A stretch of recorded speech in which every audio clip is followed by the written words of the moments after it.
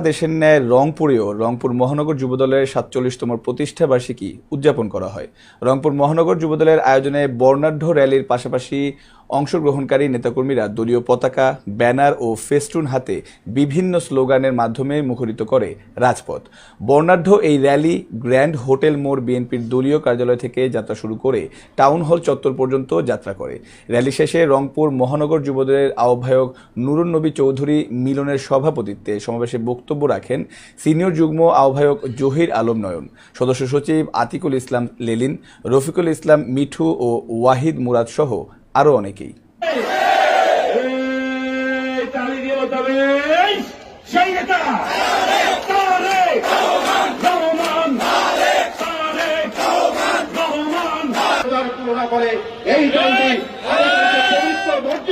এই মসজিদে রাজনৈতিক কার্যকলাপ চালায়, রাজনৈতিক কার্যকলাপ যখন মুসলিমদের বিরোধিতার কারণে তারা করতে। শেরপুরে দীর্ঘদিনের কাঁচা রাস্তার বেহাল দশা, জনদুর্ভোগ